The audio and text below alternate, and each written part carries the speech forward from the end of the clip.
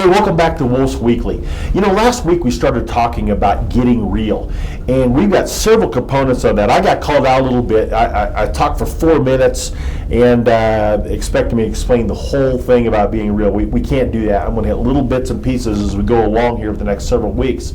Next week we'll be talking a little bit about Maslow, some of the things that you guys were interested in talking about. But this week I want to talk about dreaming big. I had someone post at some point that said, why would we ever have kids dream about something that doesn't exist? Oh, that's where the magic is. That's where the magic is, to be able to create that vision. And a vision is simply this: a compelling dream with a concrete plan to have it happen, to have it succeed. And so we want to help our kids do that. When I think about one of the great dreamers of all time for us, I think about Walt Disney. I love Disney, spending time with that. I've studied what they've done. I've gone there. I've gone through their internal, external marketing.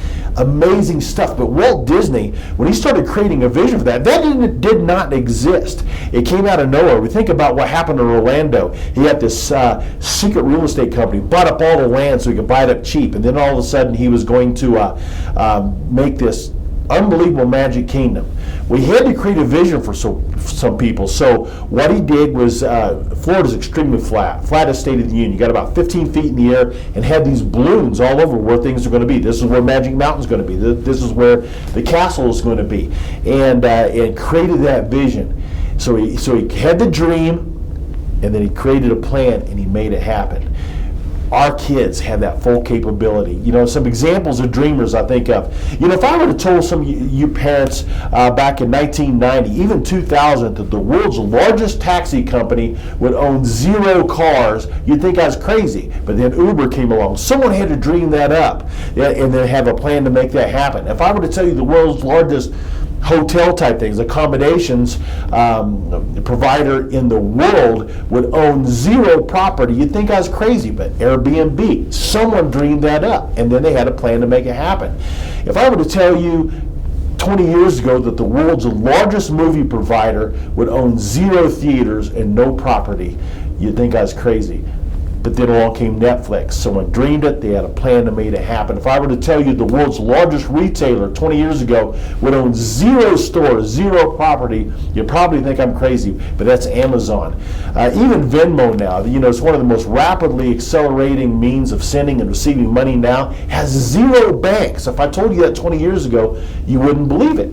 So those are things that we dream of for our kids. Our kids can dream things, and if we can give them the skills, and some of that's the basics, to be able to get along, to be able to use those basics, to be able to come up with a plan to achieve those dreams are huge. We know that student learning becomes important if we can tie their learning to their dreams so that they can create a vision for what could be.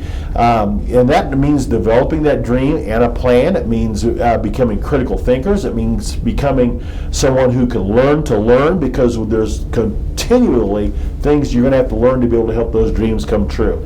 I think of Bill Gates, for example. Bill Gates spent about 10,000 hours before his sophomore year in college developing those skills, and the whole time he was dreaming of what could be. Had a little success along the way. Parents, some of you younger parents may know who Rob Dyrdek is. Look it up, Dyrdek.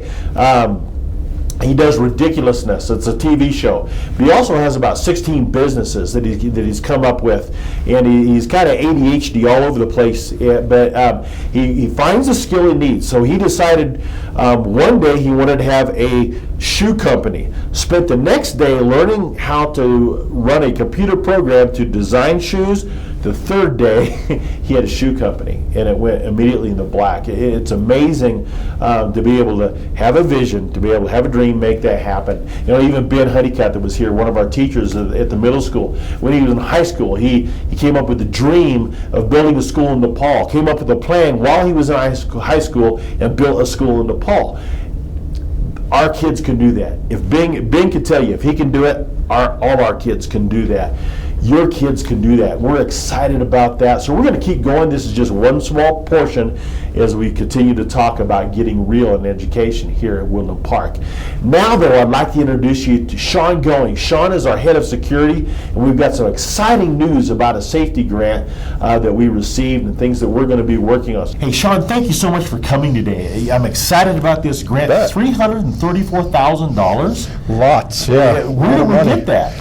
So, you've been talking about dreaming big, and Yes. I had a dream about securing our entrances to our schools better.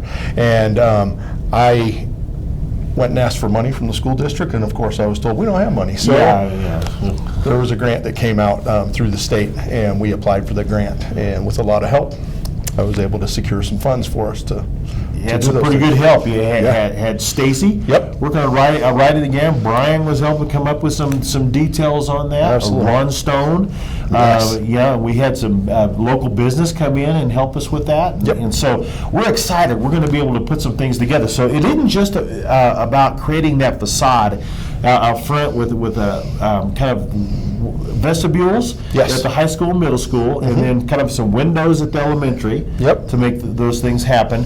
But even beyond that, to talk a little bit about this software that some of the school districts are using down the hill that we may be able that we are going to use. We're going to be having Raptor Technologies come in, and they're going to do some really great things for us. We're going to be able to screen people electronically. We're going to be able to make sure that it's people that we want inside of our schools, as opposed to maybe a bad person who wants to come in. Right. So if we have somebody that's coming into the school the first time, and we don't know who they are, they pull out the wallet, they hand us a driver's license. Got to have some ID, driver's license, and then we're able to take that information, and it will let us know if they're good guy or bad guy. You bet. Raptor provides us with the database of all the sex offenders, and we can also customize it for if we have custody issues or things like that.